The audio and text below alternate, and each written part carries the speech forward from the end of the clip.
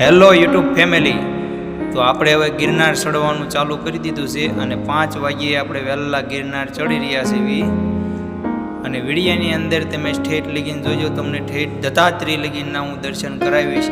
અને આ જે આપણે ચાલવાની જર્ની છે કે 1000 પગથિયા લગીને અહીંયા આપણે જાવી, એટલે હવે હંમેશા હરેક લોકોને શ્વાસનો પ્રોબ્લેમ રહે, તો આપણે 1000 પગથિયા વટી જાવી. પછી જ્યારે ઝાડવા ઓછા થઈ જાય ત્યારે શ્વાસ નથી.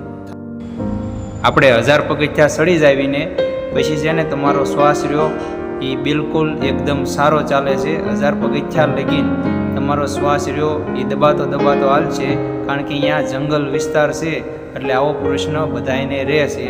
તમે છે ને વિડીયામાં જોજો, જો આ કેવો સુરત નજારો છે. અહીંયા લીપ પણ છે, પણ લીપમાં બેસવાનું કોઈ મહત્વ નથી, મહત્વ તો ગિરનાર ચડવાનો છે. અને આ ગિરનાર વિશે જો હું જેટલું જાણીશ તમને બધું હું જણાવીશ. જ્યાં જ્યાં હું આવે છે, અંબાજીએ હું આવે છે, છેલ્લી ઘોડી કેવી છે. જો આ સરસ મજાની લીપ જાય છે, જો બહુ સુંદર લીપ છે. એમાં કોઈ ફી છે પણ આપણને કાંઈ ખબર નથી, પણ આપણે તો ભાઈ ખડે ધડે માણા, એટલે આપણે ગિરનાર ચડવાનો છે ઠેઠ લગીને. અને કાલ શિવરાત થાય. જય જય ગિરનારી. આપણે આમાં 700 પગથિયા ચડી જાવીને એટલે રાણક દેવીનો આપણે આમાં થાપો આવે છે. એક નાના એવા પાણાની અંદર રાણક દેવીમાં એ થાપો કર્યો હતો. તો મોટો પાણો જે હતો અહીંયા, તો એ નાના પાણાના હિસાબે મોટો પાણો આરોહાર જોઈન્ટ થયેલો છે. જો એ પાણો ખબડ્યો હોય ને તો અડધું જુનાગઢ ઉપાડી લે, એટલો એવો પાણો છે. જો આવી રીતના પહાડ છે, અહીંયા દેખાતો તો નથી, પણ હું તમને એક નાનો એવો એનો ફોટો આમાં હું એડ કરી દઈશ. તમે એના દર્શન કરી લેજો. માણસ એના દર્શન કરવા જાય છે.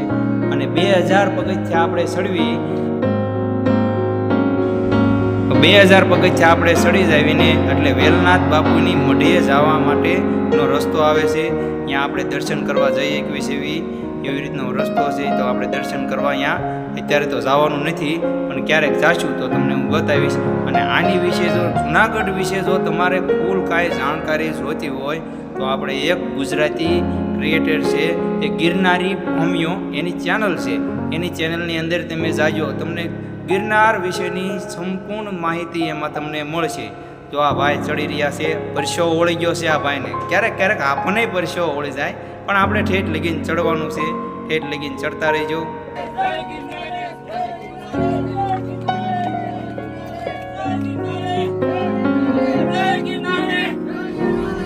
જો આ બાજુનો જે ડુંગર રહ્યો ને એ દાતાર બાપુનો છે. અહીંયા પણ માણસ ઘણા હાલીને જાય છે અને ચડે છે. ક્યારેક આપણે અહીંયા જાશું તો એનો પણ વિડીયો આપણે સરસ મજાનો મૂકશું. અને આ છે જૈન દેરાસર માણિયાનું. આ મંદિરની પથ્થરની કોતરકામ તમે જો, બહુ સરસ મજાનું કોતરકામ કરેલું છે. અને આ બધું છે ને જૂનવાણી કોતરકામ છે. તો આપણે અહીંયા જઈશું એ બાજુ, અને જો અંદર અલાઉડ હશે તો તમને અંદર પણ દર્શન કરાવશું, નકર આપણે બહારથી શૂટિંગ લઈ લઈશું. જો બધા જઈ રહ્યા છે ને બોલે છે જય ગિરનારી જય ગિરનારી. જો આવી રીતનો અહીંયા મંદિરનો દરવાજો છે. જો અંદર જવા દેશે આપણને તો આપણે દેખાડશું, અંદર દર્શન કરશું. તો દેરાસરની અંદર આપણે દર્શન કરવા તો નથી દીધા, શૂટિંગ અંદર નહોતું અલાઉડ. એટલે જો આ ઉપરનો સીન છે, હેઠે બધું એ જુનાગઢ દેખાઈ રહ્યું છે. અને સાંજના સમયે તમે હેઠેથી જો જોવો ને તો ઓમ આકારનો લાઇટનો લુક આવે. તમારે જ્યારે જોવું હોય તે રાતે જોઈ લેવાનું. આ બધું સરસ મજાનું જુનાગઢ છે. અને અહીંયા બધા સુંદરીઓ કંઈક માનતા હોય એ પણ અમે બધા બાંધે છે. તો આપણે અંબાજી લગીને તો પહોંચી ગયા છીએ, પણ અહીંયા બહુ ફૂલ ટ્રાફિક છે, એટલે આપણે થોડું ઘણું અહીંયા ઊભું રહેવું પડશે. બહુ હજબારું ટ્રાફિક થઈ ગયું છે. તો અહીંયા થોડુંક આપણે વેઇટ કરશું અને પછી આપણે આગળ વધશું અંબાજી લગીને અંદર જવા માટે. રસ્તો થોડોક આંકડો હોય એવું લાગી રહ્યું છે, એટલે કે ટ્રાફિક વધ્યું છે. જો આ અંબાજીમાંનું મંદિર છે.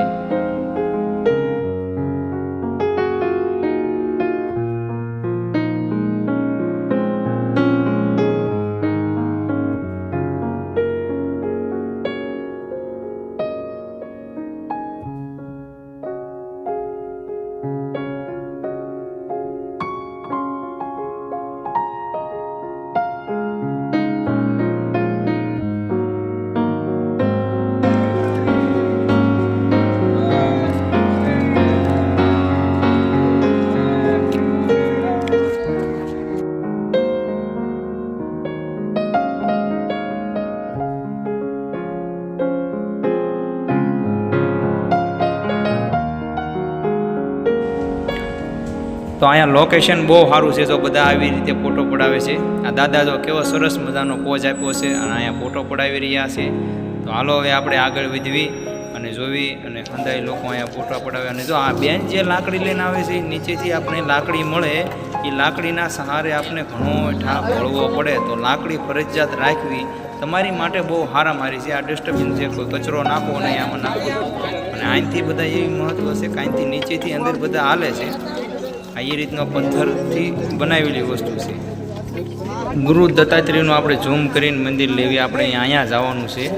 ત્યાં અંદર જો તમને કેમેરો અલાઉડ રહેશે તો અંદરના દર્શન કરાવીશ, નકર અહીંયા આપણે નાનો એવો કોઈ પણ જાતનો ફોટો હોય છે પોતીનીમાં મૂકી દઈશું અંદર.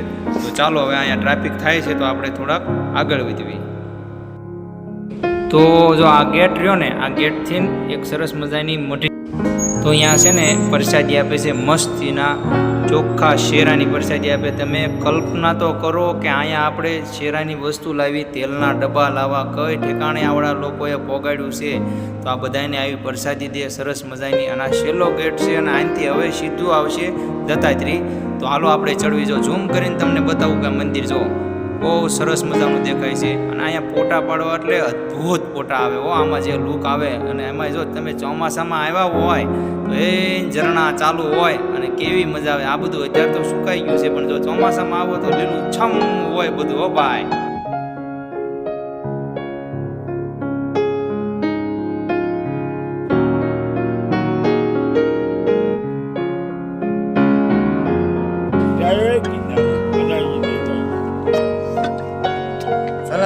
જય ભોલે.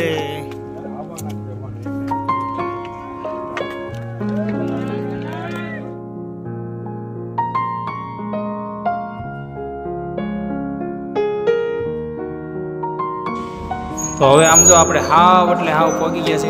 હવે લગભગ 25 પગથિયા જેવું બાકી રહ્યું છે અને બધા જય ગિરનારી બોલે છે.